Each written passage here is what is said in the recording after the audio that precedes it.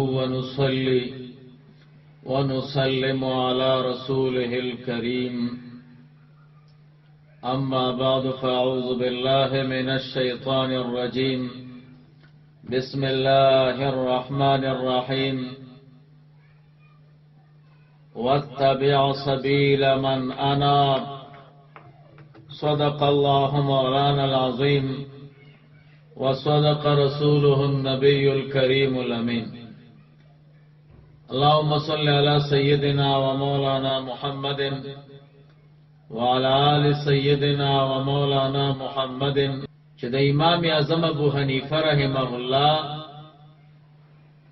د ولادت او د پیدا کېدلو تاریخ دا کوم یو دی نو د امام اعظم ابو حنیفه رحمه الله د ولادت په تاریخ کې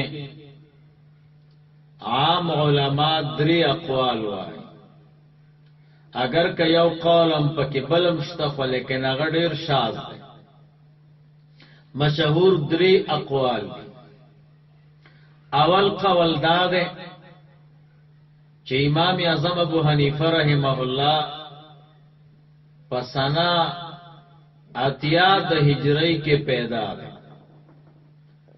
دا چا ویلی دی چې امام اعظم ابو حنیفه رحمه الله په سنه 80 کې پیدا دی نمونتن درته یو شپږ علما وایي اول نمبر د امام اعظم ابو حنیفه رحمه الله المسید اسماعیل نوم دی چې دا د حماد بچی دی او حماد د امام اعظم ابو حنیفه رحمه الله بچیو اسماعیل المسی کېږي دی وفات شوی دی په 212 کې دی په خپل وایي ولید جدي سمانه زمانی کو په سنه 80 د هجری کې پیدا شوی تاریخ بغداد صفحه د 326 او جل نمبر دے 14 دویم عالم امام ابو نعیم فضل ابن دکین رحمه الله چې دی وفات شوی دی په 213 کې دی فرمایي ولد ابو حنیفه سنه 80 ابو حنیفه سے په سنه 80 کې پیدا شوی وهو نعمان بن ثابت چې دا نعمان بن ثابت ته کتاب نوم دے تاریخ مولد العلماء اول جلد صفحه دا 199 دریم عالم چې د 80 سنه 80 قائل دی ابراهیم ابن علی شیرازی چې دا په 300 کې وفات شوه دیوای ابو حنیفه النعمان ابن ثابت ابو حنیفه چې نعمان نوم دی د ثابت بچی دی او ثابت د زوتا دی زوتا د ماح بچی دی ولید سنه 80 دی پیدا شوه دی په سنه 80 کې ومات فی بغداد بغداد کې وفات ته فی رجب او شعبان چې پر یا پر رجب کې یا په شعبان سنه 50 و 100 په سنه یو نیم سل کې وهو ابن 70 سنه او د او یو کال عمر کې دا طبقات الفقهاء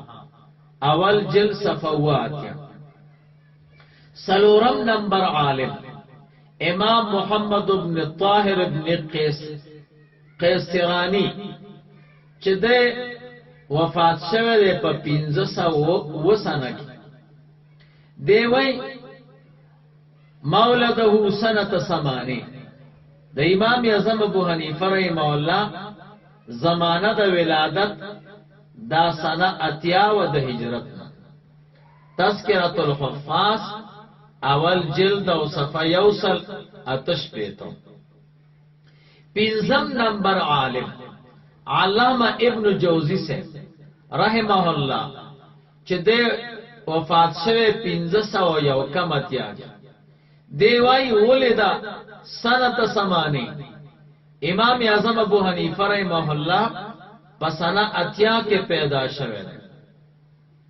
المنتظم فی تاریخ الملوک والامم، اتم جلد او صفحه یوصل یو کم دیرش. شپږم امام زهبی رحمه الله چې دا په وسوا او تسلويخ کې وفات شوه دی. دیوای ولید سنه سمانی امام اعظم ابو حنیفه رحمه الله پسنا اتیا کې د پیدا شوه دی فی حیات صغار الصحابه، پژوند وړو صحابه کې چې د حضور په زمانہ کې کم عمر صحابه نو هغه دغه وخت کې ژوند دی چې امام اعظم ابو حنیفه رحمه الله پیدا. سیر اعلام النبلاء شپږم جلد صفحه 391. دویم نمبر قول د امام اعظم ابو حنیفه رحمه الله په ولادت کې. دویم قول دا دی چې امام اعظم ابو حنیفه رحمه الله په سنه 90 د هجری کې دی پیدا شوه. دا قول چې چا کړي نو دی علماء کا علامه ابن حبان رحمه الله چې دی وفات شوه دی په سنه 350 کې. دی وايي ولد سنه 70. امام اعظم ابو حنیفه رحمه الله دا په سنه 90 د هجری کې پیدا شوه. دا تحقیق زاهد الکوثری، تحقیق زاهد الکوثری على مناقب الامام ابي حنیفه للذهبی صفحه دا وما. دویم عالم امام ابو قاسم سمنانی رحمه الله چې د په 499 کې د وفات شوه دی. د یو کتاب لیکلی روضة القزار و طریق النجات. دی کې دی وای ولد سنه 70. امام اعظم ابو حنیفه رحمه الله په سنه 90 کې چې دینو دی دا پیدا شوه دی. دا حوالم تحقیق زاهد الکوثری على مناقب الامام ابي حنیفه للذهبی صفحه و داغلی کړي. دریم عالم چې دی وای په سنه 90 کې پیدا دی امام سمعانی رحمه الله چې دی 1502 کې وفات دی. دیم وای ولد سنه 70. امام اعظم ابو حنیفه رحمه الله په سنه 90 کې پیدا شو. د کتاب نوم دی الانصاف، دویم جلد صفحه 350. سلورم عالم چې دا علامه بدر الدین عینی رحمه الله چې وفات شوه دی په سنه 855 کې. دی وای وقیل مولده سنه 70. چا ویلی دی د زمانه دو ولادت چې نو دا سنه 90 ده د هجری. عمدة القاری نهم جلد صفحه 95 کتاب الزکات باب صلاة الامام ودعاؤه لصاحب الصدقه دقه ځای کې راغلی.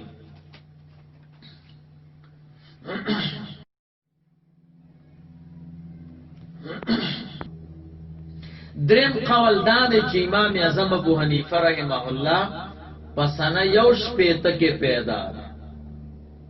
دا قول چا کړی دی چې په سنه 1 کې د هجری نه پیدا؟ نو اول عالم امام مزاحم ابن زواد د روایت د خپل پلار نه کوي. دی وای ولد ابو حنیفه سنه 61. امام اعظم ابو حنیفه رحمه الله دا په سنه 1 کې پیدا دی. ومات سنه 50 و 100. دی وفات ته په سنه 1 کې. تاریخ بغداد 14 جلد صفحه 300 او یو دیرش. دغه رنګ مناقب د امام اعظم ابو حنیفه رحمه الله للکردری اول جلد او صفحه 15. دویم عالم چې د یو شپې ته قائل دی ابن خلکان چې دا شپږ سوه یو اتیا کې وفات شوه. دیوای قیل کانت ولادت ابي حنیفه، چا ویل دي چې ولادت د امام اعظم ابو حنیفه رحمه الله سنه 61 للهجره، دا په سنه یو شپېته کې او د هجرت. وفيات الاعيان وانباء الزمان پنځم جلد او صفحه 400 او 14. وفيات الاعيان او ابناء الزمان وابناء الزمان پنځم جلد صفحه 414. دریم عالم امام ابن ابي الوفا القرشي چې د وفات ته پسنه 215 کې. دیوای قیل انه ولد سنه 61. امام اعظم ابو حنیفه رحمه الله د پیدا شوه د پسنه یو شپېته کې. الجواهر المضيئه في طبقات الحنفيه اول جلد صفویش. سلورم بدر الدین عینی رحمه الله چې دا 555 کې وفات ده. دیوای وقیل مولده سنه 61. چا ویل دي چې د زمانه د ولادت یو شپېته کال یو شپېته سنه د هجرت نه. عمدة القاری 95 صفحه نهم جلد کتاب الزکات باب صلاة الامام ودعاؤه لصاحب الصدقه. پنځم عالم علامه ابن حجر هیتمی دا 593 کې وفات ده. دیوای انه ولد سنه 61.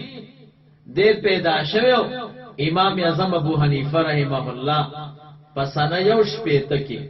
د ابن حجر هیتمی کتاب ده الخيرات الحسان صفحه دا یو دیرش. د دې زما د دې اقوالو چې د امام اعظم ابو حنیفه رحمه الله